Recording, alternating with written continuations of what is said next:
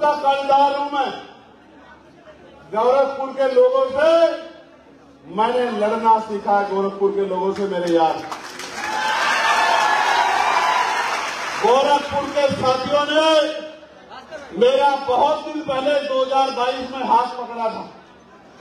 मेरी बात को मानकर इस गोरखपुर की गली गली में घूम के मेरे लिए वोट मांगने का काम किया था, अपने आंदोलन को मजबूत करने का काम किया था। मेरे याद है यहां जितेंद्र जी और तमाम सीनियर लोग बैठे हैं, पटेल साहब, तमाम साथियों ने मुझे बेटा मान के इस तानाशाही सरकार के खिलाफ आशीर्वाद देने का काम किया। भले ही चुनाव का परिणाम हमारे खिलाफ रहा हो, और खिलाफ ही नहीं रहा, मैं बहुत हिम्मत से कह सकता हूं कि हमारी जमानत जब्त हुई, लेकिन जमानत जब्त से ये सीख हमने ली कि हारता वो नहीं है जो गिर जाता है, हारता वो है जो गिर के उठने की हिम्मत नहीं रखता है। आज अगर हम लोग लोकसभा में पहुंचे हैं, उस लोकसभा का दरवाजा अगर सबसे पहले कहीं खुला है तो इस गोरखपुर से खुला है। मैं आपको रोज बोलूंगा, इसी गोरखपुर के साथियों के साथ संघर्ष करके जब अपमान की टोकरी मैं यहां से लेकर गया था, ये दिन रिजल्ट आया, बहुत तकलीफ हुई, 2-3 दिन लगे रिजल्ट से निकलने में, लेकिन उस दिन मन में संकल्प ले लिया था कि लड़ाई को और ताकत से लड़ना पड़ेगा, इतनी जल्दी बदलाव होने वाला नहीं। और ये यही का दिया हुआ अपमान है, जिस अपमान ने लड़ना सिखाया। और आप जानते हैं क्या लोकसभा में 543 में आपका सांसद दिखाई देता नहीं देता, बताओ? लोग कहते थे अकेला चंद्रशेखर क्या करेगा, ये तो कहीं भीड़ में छिप जाएगा। कोई कहता था तो जीत के सरकार के खेमे में जाके मंत्री बन जाएगा। कोई कहता था ये कहां जीतेगा, इसकी तो जमानत जब्त हो जाएगी। कोई कहता था ये तो पार्षद भी नहीं बन पाएगा। मैं धन्यवाद देता हूं उत्तर प्रदेश की कमेटी का, भाई चित्तौड़ जी का और उनकी पूरी टीम का, और देश भर के भीम आर्मी के साथियों का, जिन्होंने दिन रात एक कर दिया और घर घर जाके लोगों से, और इस मंडल के लोग भी गए थे मेरे याद है, और वहीं जाके लोगों से अपनी बात को कहने का काम किया, जन समर्थन जुटाने का काम किया। और परिणाम ये हुआ कि एक दल जो सत्ता में है आज और दूसरा दल जो विपक्ष में है, उन तमाम दलों ने एडी चोटी का जोर लगाया, लेकिन आपकी मेहनत के सामने टिक नहीं पाए मेरे भाइयों। आपकी ताकत बनने का काम हुआ, और सिर्फ ताकत नहीं बनी, आज लोकसभा में आपके पास एक मजबूत आवाज है, और वो आवाज गई तो गोरखपुर के रास्ते नगीना होकर है, लेकिन देश में अगर कहीं भी किसी दलित, पिछड़े, आदिवासी, मुसलमान, जैन, सिख, बौद्ध, ईसाई भाई पे, उनकी धार्मिक आस्था पे, उनके सामाजिक अधिकारों पे, उनके अन्य अधिकारों पे अगर कहीं भी कोई डाका डलता है, तो सबसे पहले वो चंद्रशेखर आजाद को याद करते हैं। ताकत आपको बनाए। जिन साथियों के मोबाइल की तोड़ चल रही है, उनसे आग्रह करूंगा कि वो वीडियो बनाने वाले साथी अपनी तोड़ से बंद कर लें, क्योंकि वो मेरी आंख पे लग रही है। और मैं आंख छिपाने वालों में से नहीं हूं, आंख से आंख मिला के बात करने वालों में से हूं। प्यारे साथियों, इस प्रबुद्धन सम्मेलन के लिए आपने बहुत तैयारी की है, और आज वो तैयारी आपकी सफल भी हो गई है। मैं 5-6 मुद्दों को लेकर बार बार चर्चा करता हूं, और जब से हमने उन मुद्दों पर चर्चा शुरू की है, आप विश्वास करो कि बहुत बड़े बड़े दल के नेताओं को उन पर बात करनी पड़ रही है। मैं वो 5-6 विषय जो अति महत्वपूर्ण है आपके सामने रखूंगा, और आपका समर्थन भी प्राप्त करने के लिए प्रयास करूंगा। इधर जो राइट साइड में नौजवान है, मैं इनसे आग्रह करूंगा, आपकी वजह से डिस्टर्ब हो रहा है, पीछे घूम जाओ, इनको छोड़ दो, इनको छोड़ दो, आप हट जाओ, आप हट जाओ, आप हट जाओ, इनको छोड़ दो, आप पीछे हो जाओ, आप पीछे हो जाओ, आप पीछे हो जाओ, ये पूरी टीम पीछे हो जाओ, आपकी वजह से दिक्कत हो रही है, आप पीछे हो जाओ,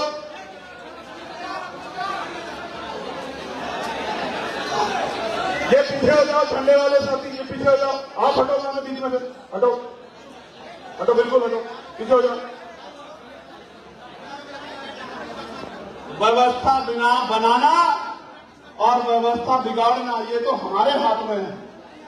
अगर हम चाहेंगे तो किसी को भी कहना नहीं पड़ेगा, व्यवस्था बन जाएगी, और अगर हम बिगाड़ना चाहेंगे तो हर आदमी एक दूसरे को टोकने लगेगा, अव्यवस्था हो जाएगी। ये तो हमारे हाथ में है, ये किसी और के हाथ में नहीं है, ये हमारे हाथ में है। व्यवस्था बनाना, व्यवस्था को संभालना हमारे हाथ में है। इसके लिए हमें किसी और की जरूरत नहीं है। संगठन हमारा, दल हमारा है, शक्ति हमें बनानी है, प्रदर्शन हमें करना है। किसी दूसरे का क्या रोल है इसमें? कोई रोल नहीं। ये हमारी अपनी लड़ाई है, और हमारी लड़ाई कौन लड़ेगा? हमें लड़नी पड़ेगी, कोई दूसरा नहीं लड़ेगा। जोर पैदा करो, टांगों में जोर पैदा करो।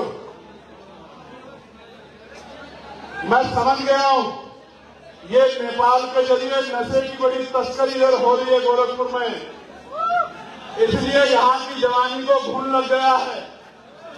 ये नशे की देन है कि नौजवान कुछ देर बैठने में असहाय महसूस हो रहा है। एएनआई के साथियों जो कानून का ढिंढोरा पीटते हैं वो बताए कि गोरखपुर में ये नशा नेपाल के जरिए कुशीनगर के होते हुए कैसे आ रहा है? इसका क्या जवाब है सरकार के पास? क्या कोई जवाब है? मैं मीडिया से ही पहले बात करूंगा आपके माध्यम से। गोरखपुर से कानून की बात होती है, ढिंढोरे पिटते हैं, ढोल बजते हैं, नगाड़े। गोरखपुर में महिला डॉक्टर के पति का अपहरण हुआ, 1 करोड़ रुपए की फिरौती मांगी गई। मुख्यमंत्री कहते थे गुंडे भाग जाएंगे, गुंडे प्रदेश छोड़ देंगे। ये कौन से गुंडे हैं जो 1 करोड़ की फिरौती जो है डॉक्टर साहब के पति से मांगने का काम करें गोरखपुर में? ये जवाब मांगने के लिए आज मैं गोरखपुर में आया। प्यारे साथियों, एक बच्ची, बड़े वादे दावे किए जाते हैं, जो मदरसे से लौट रही थी वो नाले में डूब गई और 100 मीटर बाद उस बच्ची की जो है बॉडी बरामद हुई। ये विकास है उत्तर प्रदेश में, ये विकास है गोरखपुर में। गोरखपुर का जो एरिया है, गोरखनाथ का जो एरिया है, ग्रीन सिटी, कभी वो मुख्य शहर का हिस्सा होता था। आज वहां से बच्चे निकलते हैं स्कूल के, तो जो कपड़े पहन के निकलकर जाते हैं स्कूल तक पहुंचते हुए, इतने कीचड़ के छींटे उन पर होते हैं कि ऐसा नहीं तो पता लगता कि बच्चे स्कूल से आए हैं या खेत से आए हैं। ये विकास है उत्तर प्रदेश में, ये विकास है गरज जनपद में। मुख्यमंत्री जी कहते हैं कि 24 घंटे बिजली आ रही है। यही के अखबार में मैंने पढ़ा, शाहपुर उपकेंद्र पे 16 घंटे तक बिजली नहीं थी और 500 से ज्यादा परिवार बिजली के लिए त्राही कर रहे थे। गोरखपुर को तो दे नहीं पा रहे हो और पूरे प्रदेश के वादे करते हो। यही गोरखपुर है। आपने देखा, मैंने देखा, पूरे प्रदेश ने देखा, देश ने देखा कि 600 महिला सिपाही, ट्रेन सिपाही, उन्होंने सड़क पे उतर के अपने साथ हुए अपमान को, बाथरूम में कैमरा लग गया, नल नहीं चल रहे हैं, बिजली नहीं चल रहे हैं, और अधिकारियों की क्या भाषा थी। और मैं उन बहादुर बेटियों को सलाम करता हूं कि उन्होंने अपने हक के लिए जमीन पे आके लगने की कोशिश की, जिसकी वजह से सरकार की आंखें खुली। लेकिन ये नहीं बताया गया कि जिस केंद्र की कैपेसिटी ही 360 अभ्यर्थियों की है, उसमें 600 बच्चियां कैसे ट्रेनिंग ले रही होगी, ये बताने का काम भी मुख्यमंत्री जी को करना चाहिए कि जिस हॉल में आदमी ही 500 आ सकते हैं, उसमें 1000 लोग कैसे जो हैं ट्रेनिंग कर रहे होंगे। ऐसा ही माहौल इस हॉल का है, और इस हॉल में जितनी जगह है उससे कई गुना लोग होने के कारण कैसे पसीने पसीने मेरे भाइयों को होना पड़ रहा है, ऐसे पसीने पसीने उन बेटियों को होना पड़ा। और बेटियों को जहां पसीने पसीने होना पड़े, वहां की सरकार पे शायद जवाब नहीं होगा। प्यारे साथियों, मुख्यमंत्री जी 2017 में कहते थे सारे गड्ढे भर दिए जाएंगे, सारे गड्ढे, और 2017 से और आज तक ये सरकार गड्ढे तो नहीं भर पाई सड़कों की, जबकि खुद गड्ढों में उतर गई है, ये भी किससे छिपावा नहीं। प्यारे साथियों, गड्ढे, सड़कों पर गड्ढे, आप उत्तर प्रदेश के किसी ग्राम सभा में चले जाओ, किसी ग्राम सभा में सड़कों के हालात ऐसे हैं जिनको देख के लगता है कि यहाँ आदमी नहीं जानवर रहते होंगे। जानवरों के लिए भी व्यवस्था अच्छी हो जाती होगी। पानी भरा हुआ है। मैं जिस लोकसभा से चुन के आया हूं नगीना से, उस नगीना में, उस बिजनौर जनपद में इस बार बरसात ने तांडव कर दिया है। बरसाती नदियां उफान में है। मेरे लोकसभा क्षेत्र के नजीराबाद में, नायटौर में, धामपुर में 4-4 फीट पानी हो गया है। बच्चे घर से बाहर नहीं जा पा रहे हैं, स्कूल बंद हो गए हैं, खाने के लाले पड़ गए हैं, रोजगार ठप हो गया है, एक एक घर में लाखों रुपए का नुकसान हो गया है। और मैं पार्लियामेंट में चिल्लाता रहा कि भाई मेरे क्षेत्र में तटबंध मजबूत करवा दो, मेरे क्षेत्र में उपबंध बनवा दो, लोगों को समस्या होगी, किसानों की फसल बह जाएगी। मगर सोई भी सरकार ने कोई सुध नहीं लिया और उनका खामियाजा गरीब जनता को भुगतना पड़ा। प्यारे साथियों, आपको पता होगा फतेहपुर जनपद में क्या हुआ। फतेहपुर जनपद में अपने राजनीतिक एजेंडे को पूरा करने के लिए भारतीय जनता पार्टी के लोगों ने एक मजार को अन्य धार्मिक स्थल बनाकर और ऐलान यहां मुख्यमंत्री कहते हैं कि ऐलान कोई कर नहीं सकता, गुंडे प्रदेश पलायन कर गए हैं। ऐलान करके पुलिस की मौजूदगी में उस मजार को तोड़ने का काम किया। और जिनको कहते हैं प्रधानमंत्री जी के कपड़ों से पता लगा लो, आप कपड़ों से नहीं उनके पदों से पता लगा लो कि वो आपकी पार्टी के लोग हैं या नहीं। इसलिए किया गया, इस बात को भी समझो कि आप रोटी, कपड़ा, मकान, रोजगार, शिक्षा, चिकित्सा, किसानों की आमदनी, खाद, यूरिया, डीएपी में बात ना करो, आप रोजगार न मांगो, आप अपने बच्चों के लिए अच्छे स्कूल न मांगो। इसलिए जानबूझ के षड्यंत्र करके प्रदेश का माहौल खराब करने के लिए सत्ता पोषित गुंडों ने फतेहपुर में उस मजार को जो है तोड़ने का काम किया, माहौल खराब करने का काम किया। मैं मुख्यमंत्री से पूछना चाहता हूं, क्या इन हुड़दंगियों पे, इन गुंडों पे एनएसए के थ्रू कार्रवाई होगी या नहीं होगी, ये बताने का काम करें मुख्यमंत्री जी। प्यारे साथियों, आपको याद होगा उत्तर प्रदेश की सरकार ने 27,000 स्कूल बंद करने का फैसला लिया। याद है नहीं याद है?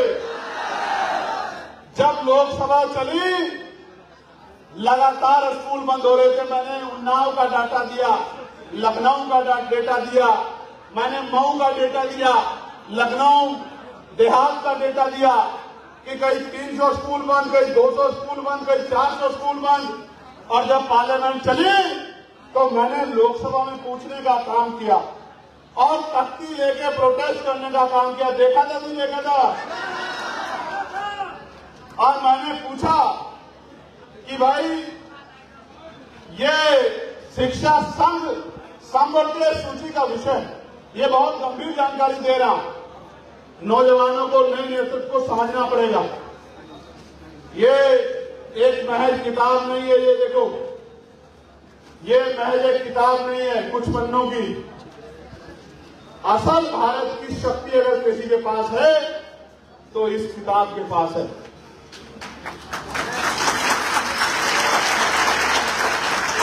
ये जो लोग कहते हैं कि हमें संविधान की रक्षा करनी है, मैं आज इस मंच से कहना चाहता हूं, संविधान इतना ताकतवर है कि वो हमारी रक्षा करता है। हम उसके सामने इतने छोटे हैं कि हम उसकी रक्षा नहीं कर सकते। संविधान शक्तिशाली है और बाबा साहब अम्बेडकर ने कहा था संविधान को सौंपते हुए कि संविधान कितना भी अच्छा क्यों ना हो, चलाने वाले हाथ अच्छे नहीं होंगे, उनकी नीति अच्छी नहीं होगी, उनकी नीयत अच्छी नहीं होगी, तो अंत संविधान बुरा साबित होगा। प्यारे साथियों, मैं बहुत जिम्मेदारी से आपसे कह रहा हूं, बाबा साहब ने कहा था संविधान कितना भी बुरा क्यों ना हो, चलाने वाले हाथ अच्छे हो, उनकी नीति अच्छी हो, उनकी नीयत अच्छी हो, अंत संविधान अच्छा साबित होगा उस देश के लिए, उस देश की महान जनता के लिए। मैं आपको जिम्मेदारी से कह रहा हूं, मैंने जो सवाल पार्लियामेंट में पूछा था वो इसी संविधान को आधार मान के पूछा था। मेरा सवाल यह था, भारत के संविधान में 3 तरह की सूचियां हैं। पहली है संघ सूची। संघ का मतलब केंद्र के अधीन जो विषय आते हैं। दूसरी है राज्य सूची, जिसमें राज्य के अधीन विषय आते हैं। और तीसरी है समवर्ती सूची। समवर्ती सूची का मतलब यह है कि राज्य और केंद्र से दोनों कानून बना सकते हैं। तो शिक्षा जो है वो समवर्ती सूची का विषय है। मैंने पार्लियामेंट में पूछा कि शिक्षा समवर्ती सूची का विषय है, इस पर राज्य और केंद्र दोनों कानून बना सकते हैं। केंद्र ने 2009 में एक कानून बना दिया। केंद्र ने 2009 में एक कानून बना दिया जिसका नाम है राइट टू एजुकेशन। क्या क्या कानून बनाया? जोर से बोलो, राइट टू एजुकेशन, यानी कि शिक्षा का अधिकार। और वो कानून ये कहता है कि 1 किलोमीटर के अंदर से ज्यादा स्कूल नहीं होना चाहिए। समझे क्या कहता है कि राइट टू एजुकेशन क्या कहता है? 1 किलोमीटर से दूर स्कूल नहीं होना चाहिए। ठीक है। और भारतीय संविधान का अनुच्छेद 254 ये कहता है कि अगर कोई कानून केंद्र और राज्य द्वारा बनाया जाए, जिसको केंद्र भी बनाए राज्य भी बनाए, और अगर किसी कारण टकराव हो जाए, कानूनों में आमने सामने टकराव हो जाए, तो केंद्र का कानून मानना अनिवार्य है। जब 2009 में संसद के द्वारा बने कानून में यह लिखा गया है कि 1 किलोमीटर से दूर स्कूल नहीं होगा, तो यह सरकार की हिम्मत कैसे हुई कि संविधान को धक्का बताते हुए, संविधान को वायलेशन करते हुए इन्होंने ऐसा कानून बनाने का काम किया जो शिक्षा के अधिकार को छीनने का काम करता है। जब मैंने ये कहा,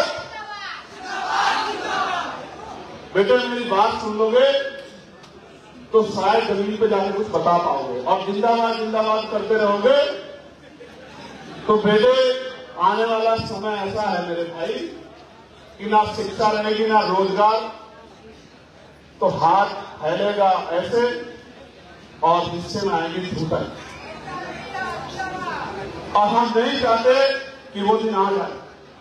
इसलिए दिन रात मेहनत कर रहे हैं, तमाम तरह की साजिशों का सामना कर रहे हैं। इसलिए जब मैंने पार्लियामेंट में ये सवाल खड़ा किया कि राज्य को कोई अधिकार नहीं है कि वो केंद्र द्वारा बनाए गए कानून को चैलेंज कर सके, तो अगले दिन उत्तर प्रदेश के शिक्षा मंत्री ने प्रेस कॉन्फ्रेंस करके कहा कि 1 किलोमीटर से के अंदर जो स्कूल बंद हो गए थे उनको हम लोग पुनः चालू करने का काम करें। आप प्रेस कॉन्फ्रेंस सुन लेना। और ये भी कहा कि अगर कहीं 50 से भी कम बच्चे होंगे और जरूरत होगी तो वो स्कूल बंद नहीं होगा। और आप भरोसा करो, आप अपने आप पता करा लेना, सैकड़ों स्कूल वापस चलने का काम हुआ है। ये हमारी बहुत बड़ी जीत है, इसके लिए मैं आपको बहुत बहुत बधाई देता हूं। प्यारे साथियों, प्रबुद्ध जन सम्मेलन के जरिए हमने कुछ विषय रखे थे। मैं आपसे उन पर समर्थन चाहता हूं, क्योंकि यही समर्थन कल जन क्रांति बनेगा। ये भले ही भगवान बुद्ध की धरती हो, शांति की धरती हो, लेकिन आने वाला समय क्रांति का है मेरे भाइयों। अब शांति से काम नहीं चलेगा, संवैधानिक क्रांति से काम चलेगा। हमें संवैधानिक क्रांति करनी पड़ेगी। प्यारे भाइयों, इस देश में 52% आबादी पिछड़े वर्ग के भाइयों की है। 1931 की जनगणना ये कहती है। तो हमारी सबसे पहली मांग ये थी कि जातिगत गणना होनी चाहिए। वो सरकार ने 7वें 8वें प्रबुद्ध सम्मेलन के बाद ही कर दी थी घोषणा।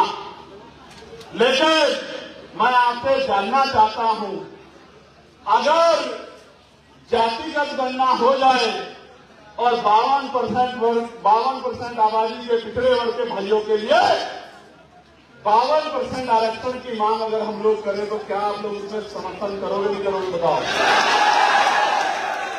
जोर से बताओ। अगर आपके भाइयों को अधिकार मिलेंगे तो आपको नाराजगी तो नहीं होगी? आंदोलन कर लोगे नहीं कर लोगे? आवाज उठा लोगे नहीं उठा लोगे? अब आरक्षण को भी समझो। 2% काम को बहुत गंभीरता से सुना नौजवान भाई। 2% सरकारी नौकरी, कितने परसेंट? यानी कि अगर देश में 1 लाख नौकरी है तो 200 नौकरी रिजर्व है। कितने? बाकी 99,800 नौकरी असंगठित क्षेत्रों में, प्राइवेट सेक्टरों में है। ठीक है, 2% आरक्षण है सिर्फ। अगर 1 लाख नौकरी है तो 200 नौकरियों में आरक्षण की व्यवस्था मिलती है। इन 200 नौकरियों में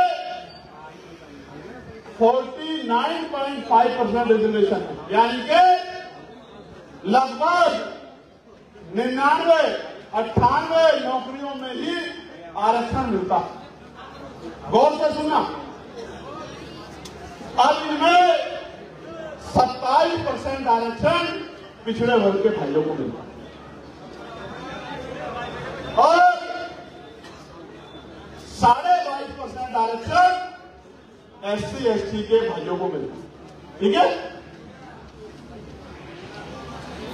इसमें जब से आप आंकड़े उठाओगे तो क्लास 1 का बैकलॉग आज तक पूरा नहीं हुआ, क्लास 2 का बैकलॉग आज तक पूरा नहीं हुआ।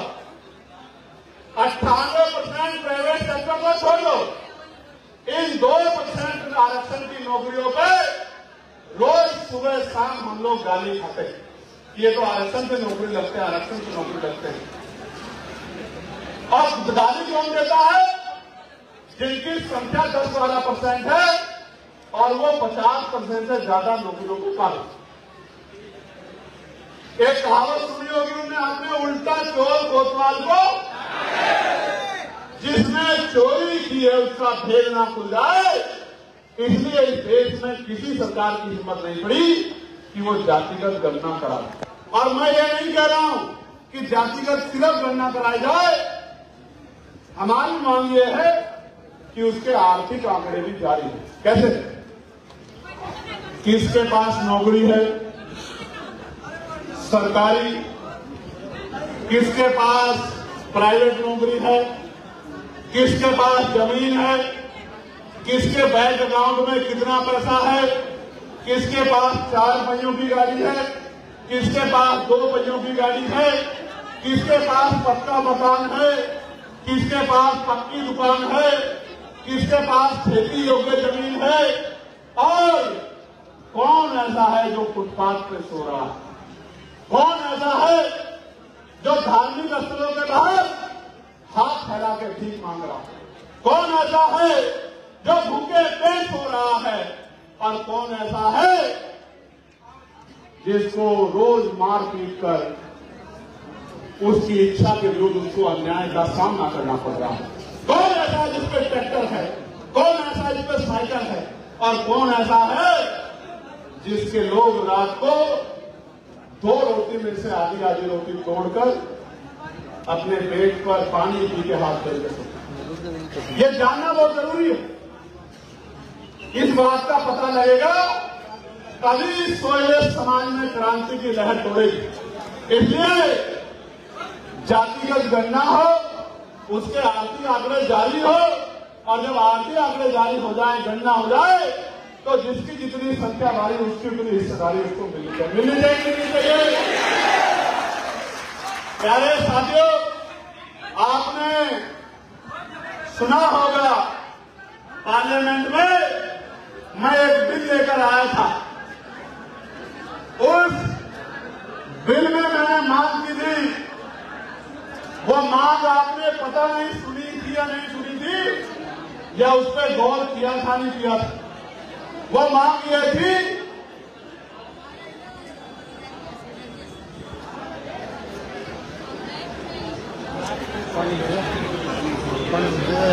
दे दो यार पानी। वो मांग ये थी कि प्राइवेट सेक्टर में भी एससी एसटी ओबीसी के लोगों को आरक्षण का लाभ मिलना चाहिए। आप ये बताओ, मिलना चाहिए मिलना चाहिए? उन 58% नौकरियों में जो आज तक हमसे दूर रखी गई,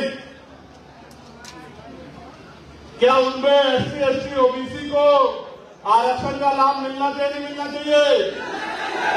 नहीं, बहुत कम आवाज आ रही है, इसका मतलब आपकी इच्छा नहीं है। जोर से बताओ, मिलना चाहिए नहीं मिलना चाहिए? मांगने से भीख मिलती है, अधिकार छीनने पड़ते हैं।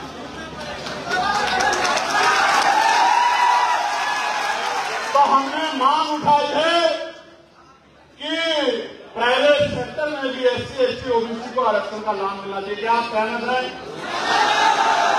ये जो जुल्म जाति के अत्याचार हो रहा है हक वंचित कमजोर समाज के लोगों पे, कहीं मार के लटकाते हैं, कहीं पाल को, आपको याद होगा कौशाम्बी में, कहीं प्रजापति को, कहीं कश्यप को, कहीं सैनी को, कहीं मौर्य को, कहीं कुर्मी भाइयों को, कहीं जाट भाइयों को, कहीं गुर्जर भाइयों को, कहीं लोधी भाइयों को, कई यादव भाइयों को, कई मुस्लिम समाज के बहन बेटियों को, उनके मदरसों को, खानकाहों को, मस्जिदों को जिस तरह शहीद किया जा रहा है, कई बौद्ध भाइयों को, ईसाई भाइयों को, मैं आपके माध्यम से पूछना चाहता हूं, यह न्याय बंद होना चाहिए, बंद होना चाहिए?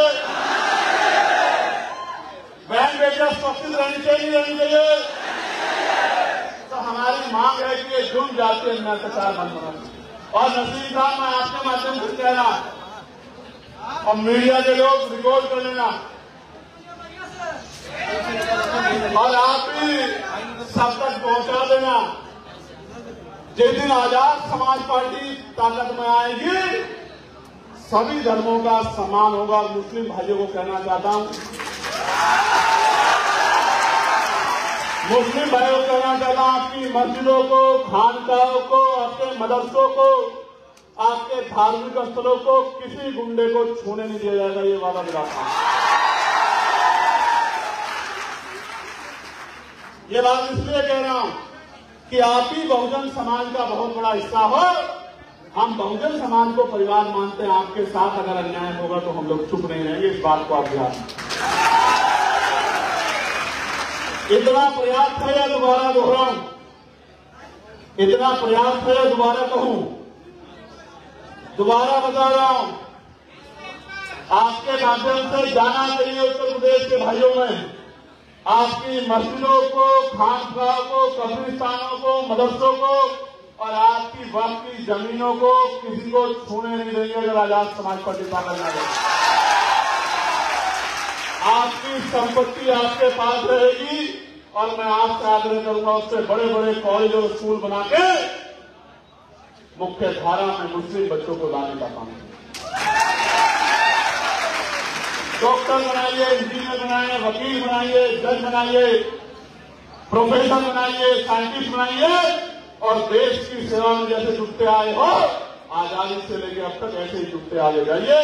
ऐसी जो है हम लोग पुरजोर कोशिश करें। प्यारे साथियों, ये अन्याय अत्याचार में आपने अपनी बात रख दी। मैं आपसे, हालांकि मेरी तकलीफ है, मैं कहना नहीं चाहता था, मगर सच कहने में अगर मैं सच नहीं कहूंगा, चुप रहूंगा तो मैं ऐसा लगेगा मैंने अपनी जमीन से समझौता कर लिया। आप जानते हैं प्रमोशन में रिजर्वेशन खत्म हुआ उत्तर प्रदेश के अंदर, और मैंने पिछली बार भी कहा था कि हमें तो अपनों ने लूटा, गैरों में कहां दम था। हमारी कमर में चाकू उसने घुसाया जिसका भाई होने का हमें दम था। हमारे बहुजन समाज के अनुभवीहीन उन नेताओं ने जिन्होंने एससी एसटी की कमर तोड़ने के काम की, प्रमोशन में आरक्षण का बिल जिनके लोगों ने फाड़ दिया, मैं बहुत जिम्मेदारी से कह रहा हूं, अगर मैं उनकी जगह होता तो मैं ये कहता कि सिर्फ एससी एसटी को नहीं, एससी एसटी तो हमारे भाई हैं, ओबीसी को भी प्रमोशन में आरक्षण का लाभ मिलना चाहिए। और मैं आज इस मंच से कहना चाहता हूं कि जब हमें अवसर मिलेगा एससी एसटी ओबीसी को प्रमोशन में आरक्षण का लाभ उत्तर प्रदेश में हम लोग दिलाने का काम करेंगे। हम अपने भाइयों से धोखा नहीं करेंगे, उनकी पीठ में छुरा नहीं ठोकेंगे, ये हमारे सिद्धांत नहीं है, हमारे संतों ने, गुरुओं ने, महापुरुषों ने नहीं सिखाया। प्यारे साथियों, मैं बहुत जिम्मेदारी के साथ आपको कह रहा हूं, आजकल चर्चा चल रही है एसआईआर पे, एसआईआर पे चर्चा चल रही है कि एसआईआर के जरिए वोटों की चोरी हो रही है। आप देख रहे हो नहीं देख रहे हो? अभी एक आंदोलन था एसआईआर पे दिल्ली में, मेरा पहले से कार्यक्रम झारखंड के मुख्यमंत्री हेमंत सोरेन जी के पिताजी जननायक शिबू सोरेन जी जो दुनिया में नहीं है, उनके घर का कार्यक्रम झारखंड में लगा हुआ था, मैं उसमें नहीं जा पाया। तो जो लोग ये कहते हैं कि चंद्रशेखर अकेले क्या करेंगे, उनकी पार्टी के सब लोग कह रहे हैं कि चंद्रशेखर इसमें शामिल क्यों नहीं। मैं आपको बता देना चाहता हूं, आजाद समाज पार्टी भीम आर्मी संघर्ष का दूसरा नाम है। मैं चैलेंज करके कहता हूं, उत्तर प्रदेश में देश का कोई दल हमसे मुकाबला कर ले, जितने लोग वो दिल्ली में आंदोलन में जुटा सकता है, उसके कांटे की टक्कर के लोग ये आजाद समाज पार्टी भी मांगती है। लेकिन आप भी जानते हो कि इस आदमी को रोका नहीं जा सकता है, तो इसके खिलाफ षड्यंत्र साजिश की जा सकती है। इसलिए आप इस तरह का प्रचार कर रहे हो, मैं आपको दावत देता हूं, हम हर दिन आंदोलन करते हैं। आजाद समाज पार्टी किसी का पिछलक्कू बनने के लिए हम लोगों ने नहीं बनाई। हम तो आंदोलन करना जानते हैं, संघर्ष करना चाहते हैं, संघर्ष करते हैं आपने जेल का जज नहीं देखा, हमने जेल की कोठरियों में रातें बिताई हैं। आप हमें सिखाने का काम मत करें। जिस दिन जरूरत पड़ेगी ऐसा आंदोलन होगा कि सरकार की नींव हिल जाएगी। आप इस बात को जानते हैं। मगर अभी तो आप सबकी आवाज बनके अकेला चंद्रशेखर आजाद काफी है या नहीं, बताओ। तो इसलिए मैं ये कहना चाहता हूं कि आजाद समाज पार्टी नाम का ये दल स्वाभिमान सम्मान की लड़ाई लड़ने के लिए बनाया, किसी के पीछे खड़े होने के लिए नहीं बनाया।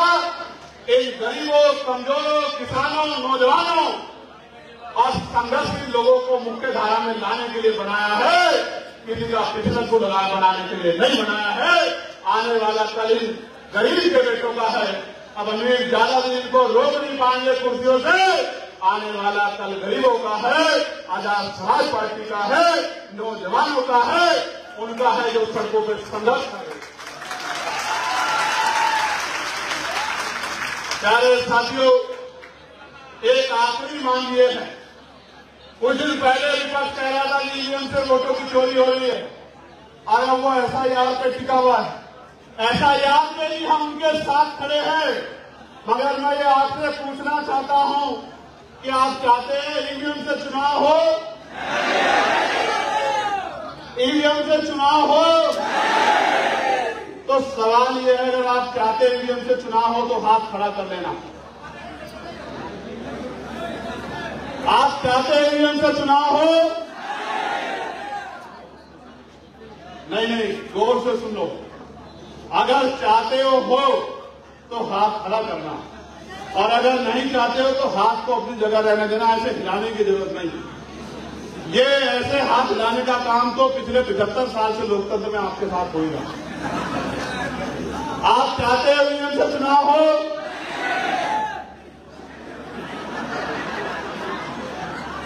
आप इस देश में इसीलिए ठगे जा रहे हो कि आप जो सुनते हो उससे काम नहीं कर पा रहे।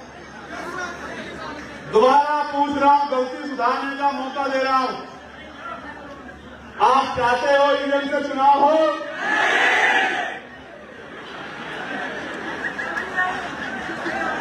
आप इस पे नहीं हंस रहे हो, आप खुद पे हंस रहे हो। अगर आप अपने अंदर राजनीतिक सूर पैदा कर लो, आप राजनीतिक चेतना अपने अंदर पैदा कर लो, तो लोकतंत्र का मतलब है जिनका वोट होगा उनका राज होगा। तो फिर आपको जुल्म जाके अपना अत्याचार नहीं सहना पड़ेगा। आज आप इस भाई पे हंस पड़े, लेकिन आप कौन सा अच्छा काम कर रहे हो अपने अंदर झांक के देखो मेरे भाइयों। अभी मैं आपके सामने कुछ बातें रखूंगा, अपने मन से जवाब मांगना। मैं दोबारा पूछ रहा हूं, जो लोग चाहते हैं ईवीएम से चुनाव हो वो हाथ ऊपर उठाएं, और जो लोग नहीं चाहते वो हाथ नीचे रखें। ईवीएम से चुनाव होना चाहिए क्या? ठीक है। अभी कुछ लोग, आप लोग तैयार हो गए हो, एक दो अभी बेचारे समझदार नहीं बने। मैं ये पूछना चाहता हूं कि बैलेट पेपर से चुनाव होना चाहिए क्या? तो जो चाहते हैं बैलेट पेपर से चुनाव हो वो एक बार अपनी जगह पे बैठे बैठे हाथ खड़ा करके दिखा दो। नीचे कर दो। बेटे खड़े होने को नहीं कह रहा। मैंने कहा ना कि आदमी में और जानवर में थोड़ा सा फर्क है। आदमी को एक बार के बाद समझ आ जाती है। अब आप तो समझ गए हो। प्यारे साथियों, बैलेट पेपर से चुनाव होना चाहिए ना? इसलिए पूछ रहा हूं कि जब बैलेट पेपर को लेके बड़ा आंदोलन करूंगा, आप लोग आ जाओगे नहीं आ जाओगे? बहुत अच्छी बात। प्यारे साथियों, बैलेट पेपर से तो चुनाव हो जाना चाहिए, लेकिन वोट की रक्षा कैसे होगी? एक बूथ में 40-40 वोट बन रहे हैं, 60 वोट बन रहे हैं, 80 वोट बन रहे हैं। बिना जागरूक हुए वोट की रक्षा नहीं होगी। तो हम सबसे पहला काम आने वाले समय में करेंगे कि उत्तर प्रदेश में हम लोग हर बूथ पे 4 वोट रक्षक तैयार करने का काम करेंगे। क्या तैयार करने का काम करेंगे? पहले सुन लो, भारत उत्तर प्रदेश के अंदर 1,62,462 बूथ है। कितने हैं? 1,62,462 और हम लोग कम से कम 2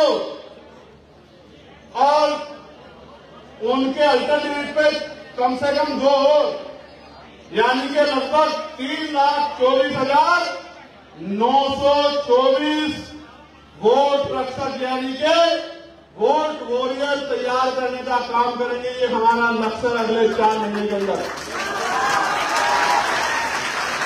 उनका काम होगा कि वो वोट की वैल्यू को घर घर तक समझाने का काम करेंगे और हमारी वोट को कोई लूट ना ले, कोई कटवा ना दे, कोई विरोधी एक गलत वोट ना बनवा दे, वो उस वोट की सुरक्षा करने का काम करेंगे। क्या नाम बताया मैंने आपको?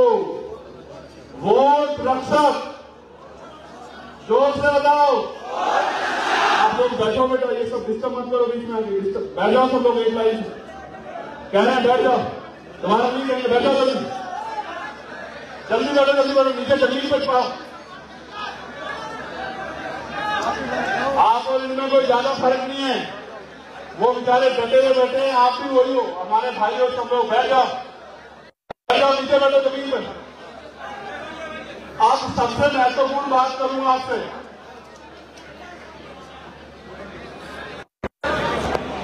3,24,924 वोट वॉरियर जो है वो आपके बीच में से ही बनेंगे। आपकी जिम्मेदारी है जिस बूथ पे आप रहते हैं उस बूथ पे 4 ऐसे नौजवान पढ़े लिखे जो बाबा साहब अम्बेडकर के मिशन से कुर्बान होना चाहते हैं।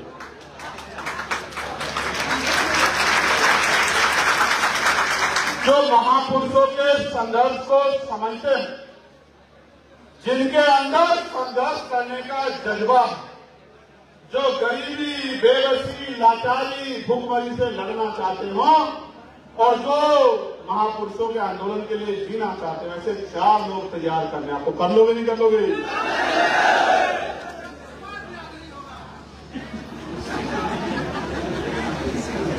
प्यारे साथियों, अब मैं आपसे जो महत्वपूर्ण बात करने वाला हूं उस पर आपको गौर करना है। मैं आपसे कुछ मांगने आया हूं, मेरी मदद करोगे नहीं करोगे? हालांकि आप हमेशा ही करते हैं।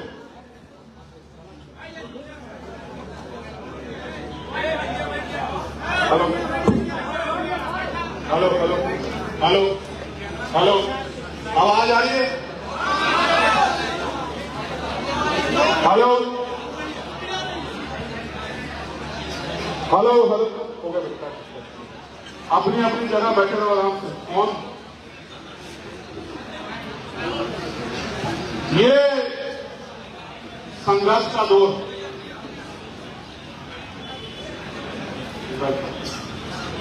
मीडिया से तुम बता रहे आपको कुछ टाइम को प्राप्त है, कैसे कर रहे भाई समझना। आपकी एक आदमी को, एक दीदी को जगह दे दो, लोग को एक नौजवान से बैठे। आप कहाँ के पड़े ना, चश्मा लगा के कहाँ के पड़े? शांत हो जाओ, कहाँ के पड़े? तो नीचे बैठ के देखो, आपको शांत क्यों कर रहे हो जब सबको बैठने का? फैन तो असल में फैन वो है जो मेरी बात को मानता है। वो बिल्कुल फैन नहीं है जो चश्मा लगा के फोटो खींचने में इंटरेस्टेड है और मेरी बात को सुनने में कम इंटरेस्ट है। वो तो मुझे यही पता होगा कि वो हमारा आदमी है या नहीं। बैठो नीचे, बैठो नीचे, बैठो नीचे, बैठो। आप खरीदो, आप खरीदो, आप बैठो, बर्बाद। मेरी बात पे गौर करो। देश की आजादी में नौजवान लोगों ने सबसे बड़ा रोल अदा किया है नहीं किया?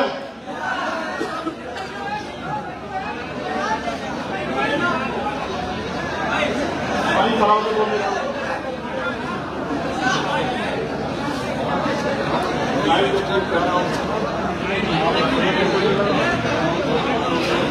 देश की आजादी में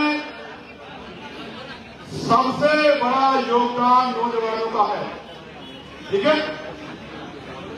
और नौजवानों की उम्र के बारे में भी थोड़ा थोड़ा बता देता हूं। शहीद करतार सिंह सराता 19 साल के थे। कितने साल के? 19 साल के। शहीद आजम सरदार भगत सिंह 23 साल के थे। कितने साल के? 23 साल।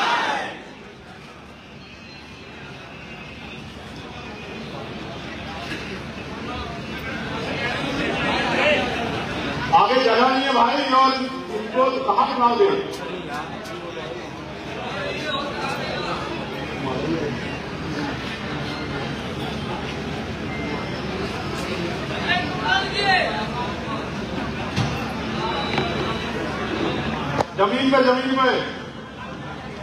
जमीन पे तुमसे अच्छा तो पीछे वाला जिसको लेके आए, जिसको कुदरत ने दोनों पैर कमजोर किए हैं, तुमसे पहले बैठ गया, तुम्हारी तरफ से बहस नहीं की उसके साथ। देखो तुम्हारे पीछे बैठा, देखो ये बैठ गया नहीं बैठ गया, आपकी तरफ सवाल नहीं किया उसने। वो मेरा सच्चा सिपाही, समझे? और मैं उसकी हिम्मत की दाद देता हूं कि उसको दोनों टांगे कमजोर है, फिर भी वो मेरा साथ देने के लिए यहां करके ना आया। प्यारे साथियों, मैंने आपको बताया 2 क्रांतिकारी महापुरुषों के बारे में।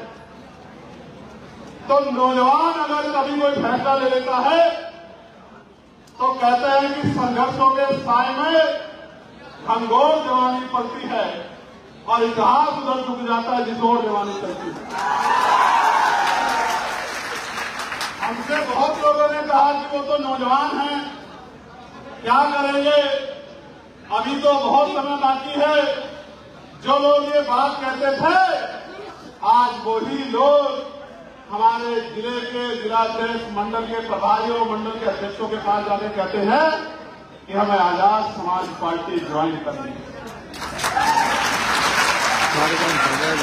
मैं इस नौजवान शक्ति की दाद देता, न इनको तनख्वाह मिलती है, न इनको पेंशन मिलती है, न इनको दिहाड़ी मिलती है, बल्कि मिलता है इनको बहुत कुछ।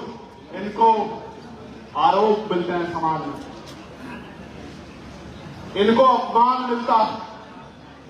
जब ये आपके लिए लड़ने जाते हैं तो इनकी पीठ पे लाठियां पड़ती हैं, इनके हाथ में हथकड़ियां लगती हैं, इनको सम्मान के तौर पे जेल की सलाखें मिलती हैं।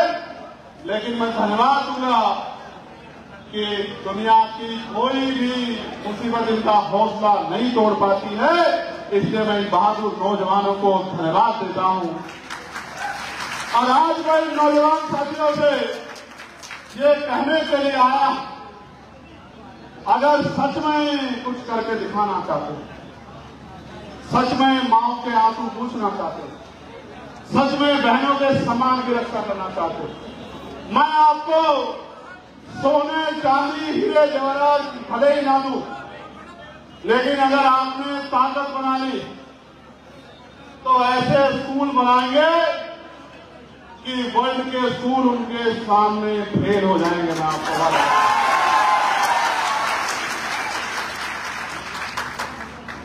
प्राइवेट स्कूल के टीचर आपके गवर्नमेंट स्कूल के टीचर से ट्यूशन लेंगे। जैसी पढ़ाई प्राइवेट स्कूल में नहीं होती, उससे अच्छी पढ़ाई सरकारी स्कूल में और बहुत कम दामों में होने का काम है। स्कूल की बिल्डिंग ऐसी होगी जैसे 5 स्टार होटल की होती है। कमरों में सरकारी स्कूलों में एसी लगेंगे, पंखे लगेंगे, पीने के लिए साफ पानी। मैं भले ही आपके बच्चों को स्कूल में भोजन दूं ना दूं, लेकिन किताबों की, वर्दी की और पढ़ाई के मामले में उनके उज्जवल भविष्य में कोई कमी हम लोग नहीं आने देंगे। इस बात का मैं आपको विश्वास।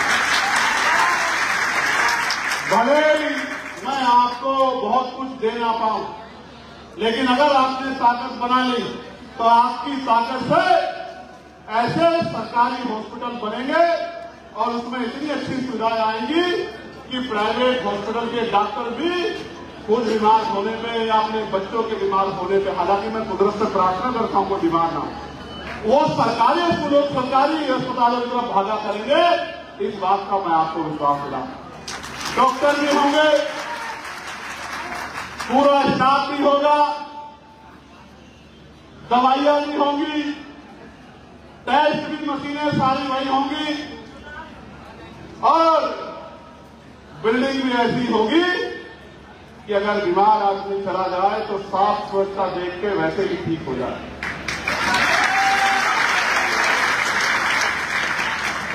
मैं जिंदा तो मरे हुए व्यक्ति को नहीं कर सकता, लेकिन आपके दल के, आपके संघर्ष से ये विश्वास दिलाना चाहता हूं कि किसी गुंडे की सामंती की हिम्मत नहीं होगी कि किसी गरीब की जमीन, उसकी बेटी, उसके स्वाभिमान की तरफ कोई आंख उठा के देख ले। इस बात का मैं आपको विश्वास दिलाऊं। पता नहीं सरकार ने तो मुद्दे पलायन करके नहीं कोई करते, लेकिन मैं आपको विश्वास दिला के कहता हूं कि बहुत सारे गुंडे आपके ताकत में साधु का भेद जरूर धारण कर लेंगे। इस बात को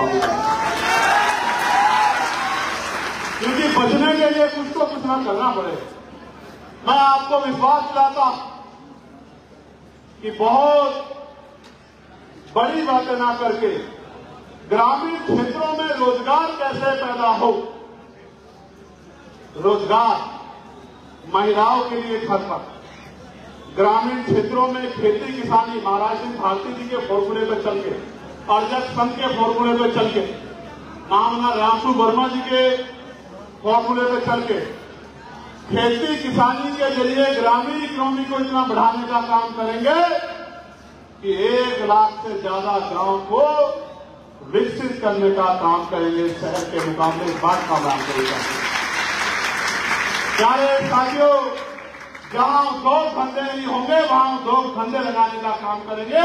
पढ़े लिखे नौजवानों को IIT, ITI, BTech, MTech, polytechnic करे बच्चों को रोजगार देने का काम करेंगे। सरकारी बैंगलोर भरने का काम करेंगे, राष्ट्रीयकरण करके नई नियुक्तियां निकालने का काम करेंगे और जो आउटसोर्सिंग पे लोग हैं उनको पक्की नौकरी दिलाने का काम करेंगे।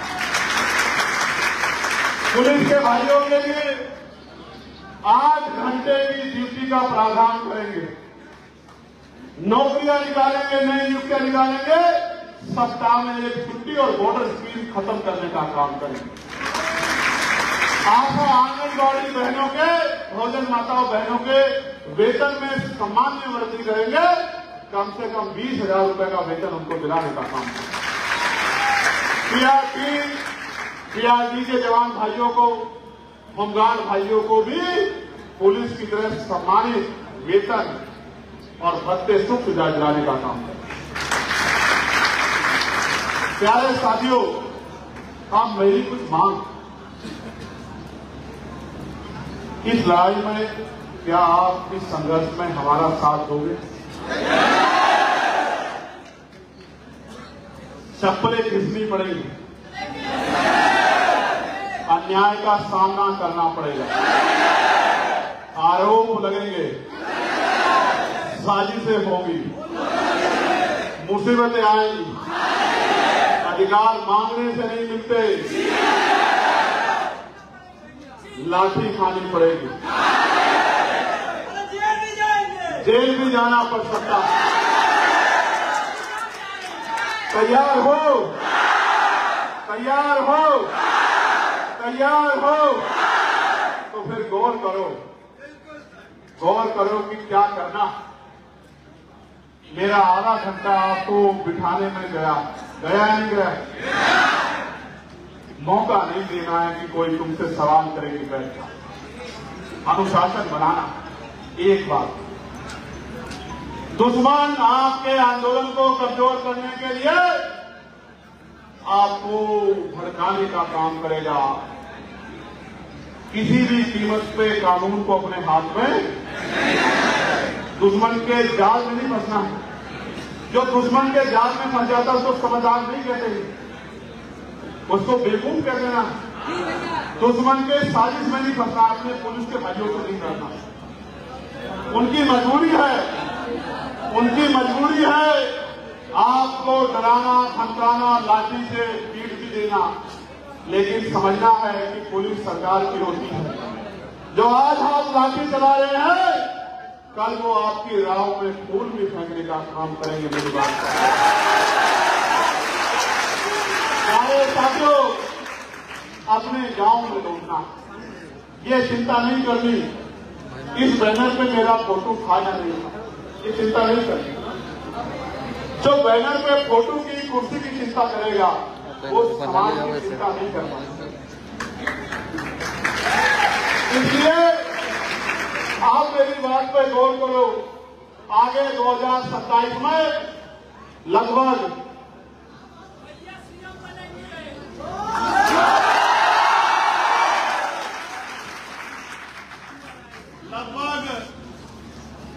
16-17 महीने हैं। आगे 2027 के चुनाव तक लगभग 16-17 महीने हैं।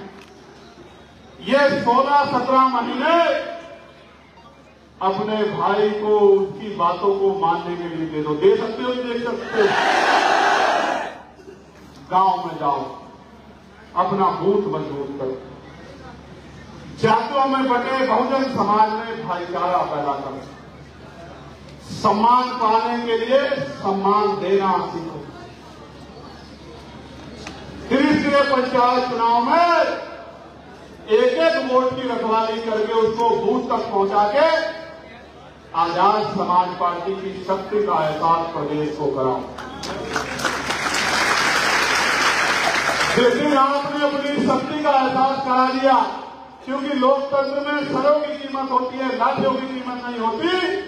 मैं आपको लिख के कह रहा हूं, आपने वोट की ताकत बना ली और वो वोट आजाद समाज पार्टी के खेमे तक पहुंचा दी।